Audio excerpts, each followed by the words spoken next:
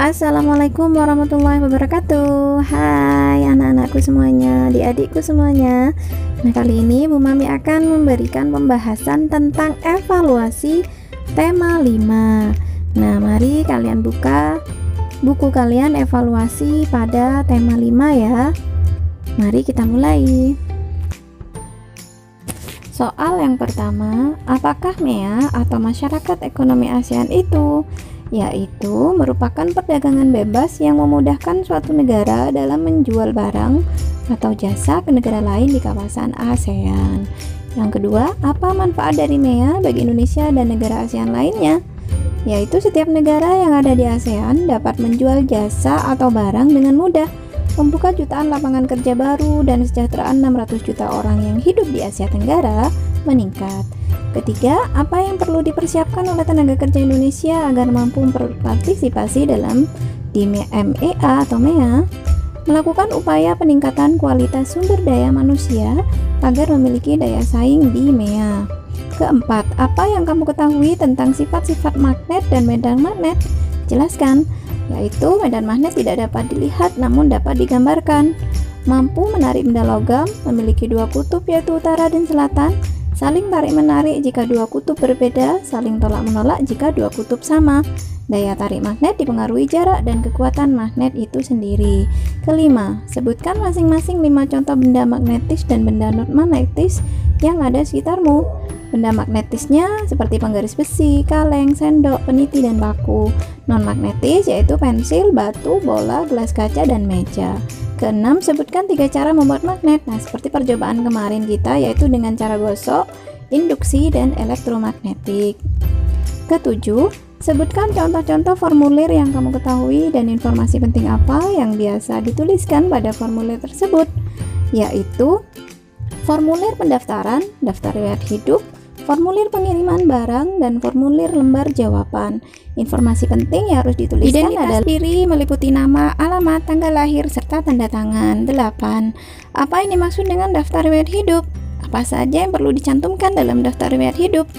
Daftar riwayat hidup adalah lembaran kertas yang berisi gambaran data diri seseorang yang meliputi identitas, riwayat pendidikan, dan data lainnya. Kesembilan, bagaimana kamu menghargai keberagaman usaha dan ekonomi yang ada di sekitarmu? Nah, yaitu dengan keberagaman ekonomi merupakan suatu fenomena yang tidak dapat dihindari. Bagi saya sendiri, keberagaman ekonomi sangat bermanfaat karena membantu saya dalam memenuhi kebutuhan saya baik berupa barang maupun jasa dengan lebih dekat. Kesepuluh, apa manfaat keberagaman ekonomi bagimu dan keluargamu? Yaitu hampir semua kebutuhan saya dan keluarga saya dapat terpenuhi dari keberagaman ekonomi yang ada di sekitar tempat tinggal saya. 11. Nah, 11 ini ada 3 soal. Yang pertama yang A, hitunglah volume bangun gabungan. Nah, di sini bangun gabungannya terdiri dari 2 bangun, yaitu bangun balok dan bangun kubus. Nah, bangun balok sendiri itu ada di gambar yang bawah. Sedangkan bangun kubus itu yang bangun sebelah atas. Nah, itu adalah bangun kubusnya.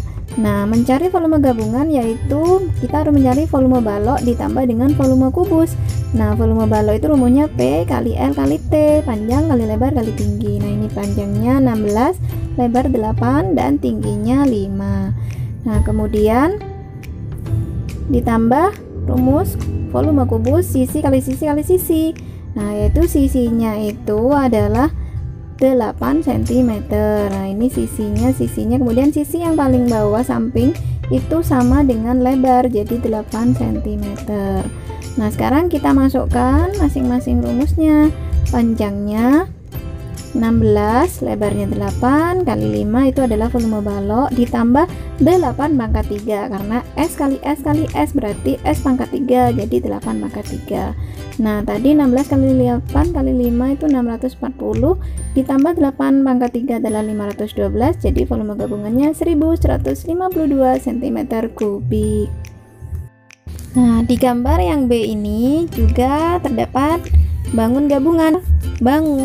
Nah, bagian bawah itu bangun balok. bangun yang atas itu atap rumahnya itu berbentuk prisma segitiga. Nah, jadi untuk mencari volume gabungan kita harus mencari volume dari masing-masing bangun dulu. Nah, pertama kita cari volume dari balok, kemudian ditambah dari volume prisma segitiga.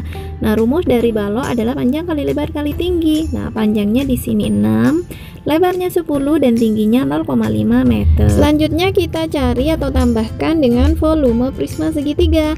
Nah, rumusnya adalah setengah kali alas kali tinggi. Nah, kita hitung luas alasnya dulu berbentuk segitiga ya. Kemudian baru dikali tinggi dari prisma tersebut. Nah, di sini setengahnya tetap setengah, kemudian kalikan alas. Nah, alas dari prismanya adalah 6 cm. Nah, ini kalau dipotong kan segini alasnya. Ini adalah berbentuk alas. Kemudian tingginya, kalau di sini tinggi dari rumah ini dari dasar lantai sampai ke genteng atau atap rumah paling atas itu 4,5 meter. Nah, sedangkan balok tadi tingginya 0,5. Jadi untuk mencari tinggi dari alas prisma adalah 4,5 dikurangi 0,5. Nah, seperti itu. Kemudian baru dikalikan 10 meter. 10 meter ini adalah tinggi prisma. Nah, baru kita hitung. Tadi volume baloknya 6 kali 10 kali 0,5 itu hasilnya adalah 30. Kemudian ditambahkan setengah kali 6 kali 4,5 kurangi 0,5. Nah, itu tingginya segitiga tadi ya, berarti 4, kemudian kalikan 10 menjadi 120. Nah, setelah digabungkan volume balok dan volume prisma segitiga menjadi 150 meter kubik. Nah, ini adalah volume gabungan dari bangun ini. Nah, untuk bangun yang selanjutnya ini ada bangun gabungan. Nah, kita perhatikan yang warna hijau itu adalah bangun tabung, kemudian yang warna kuning adalah bangun kerucut. Jadi untuk mencari volume gabungan ini kita cari volume masing-masing, yaitu volume tabung ditambah dengan volume kerucut. Nah, rumus dari volume tabung adalah pi kali r kuadrat kalikan T, atau T itu tinggi tabungnya, ditambah volume kerucut yaitu sepertiga kali pi r kuadrat kali tinggi kerucut juga. Nah, sekarang kita masukkan rumusnya. Pi di sini kita menggunakan 3,14 karena jari-jarinya bukan kelipatan 7. Nah, pada tabung di situ kan diameternya 10 cm. Nah, ini jari-jarinya kan 5, berarti ini menggunakan pi 3,14 karena bukan kelipatan 7. Jadi kita masukkan volume tabung 3,14 kali, nah tadi r kuadrat. Nah, r nya berarti kan kalau 10 diameter, r nya 5, berarti 5 kuadrat dikali tinggi tabungnya adalah 12. Kemudian ditambah volume kerucut sepertiga dikalikan pi, yaitu 3,14 dikalikan sama ya r kuadrat, berarti 5 kuadrat dikali 12. Nah, kebetulan di sini tinggi tabung dan tinggi kerucutnya sama.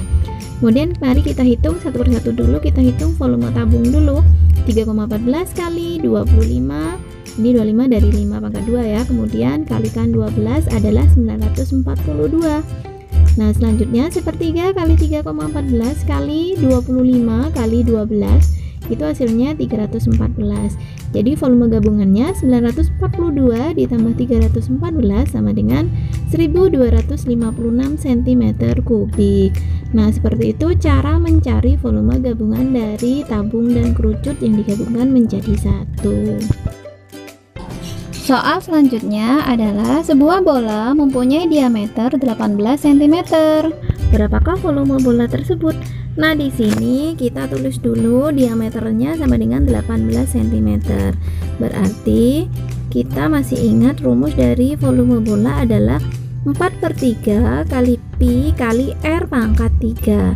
Nah, berarti kita harus cari pi dulu. Pi-nya menggunakan apa? Karena di sini 18 cm, berarti 18 itu bukan kelipatan 7, berarti pi-nya menggunakan 3,14. Nah, sekarang jari-jarinya berapa? Kalau diameternya 18 cm, berarti jari-jarinya adalah 9. Nah, mari kita masukkan 4/3 dikalikan pi. Nah, pi-nya 3,14 dikalikan r pangkat 3, r-nya 9, berarti 9 pangkat 3. Mari kita hitung. 4/3 kali 3,14 kali 729 itu hasilnya adalah 3052,08 cm3.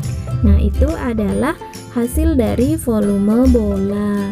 Nah, demikian pembahasan evaluasi tema 5.